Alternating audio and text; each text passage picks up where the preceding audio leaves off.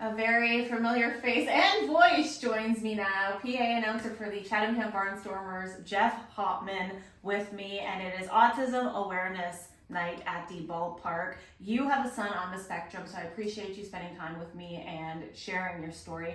I guess first of all, tell us about the importance of having an awareness night like this for you and your family.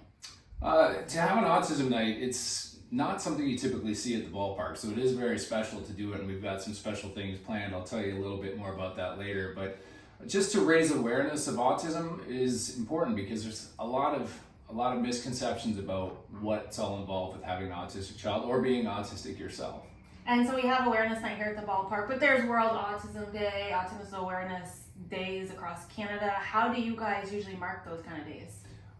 We try not to overly celebrate it. Every autistic person or child, in my case, is different, and some will like to celebrate it, and others, like my son, would rather people didn't even know about it. So it's just different. Sometimes the community Autism Ontario will celebrate by giving us free passes to a water park or something like that. So we'll take advantage of those opportunities when they're given to us. But no, we don't have a cake and candles or anything like that.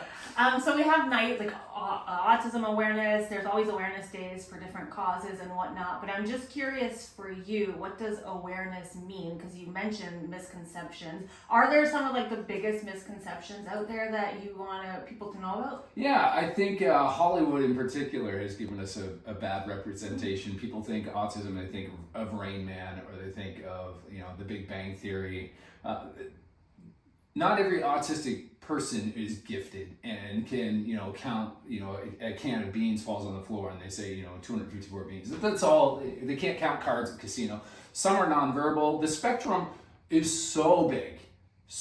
You've got very low functioning nonverbal, and in my case, my son high functioning and sometimes too verbal. It's like he won't stop talking. So the range is so big, and I think there's a lot of people out there undiagnosed currently and in the past as well.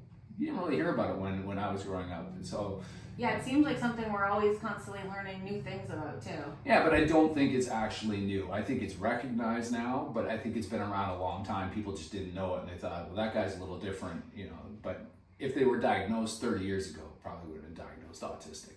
And you and your family always look like you're having so much fun. You're like your own Norman Rockwell painting over there. So obviously you teach your sons a lot, but I'm just wondering, what are one or two things that your son has taught you and your wife?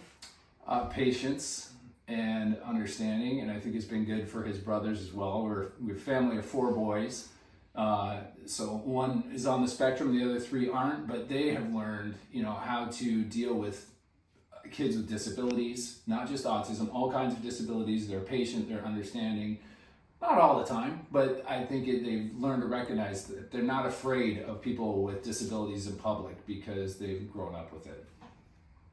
Well, thank you so much for your time. I appreciate it. And thank you for everything you do for the Barnstormers and the fans. I know they appreciate it too. All right.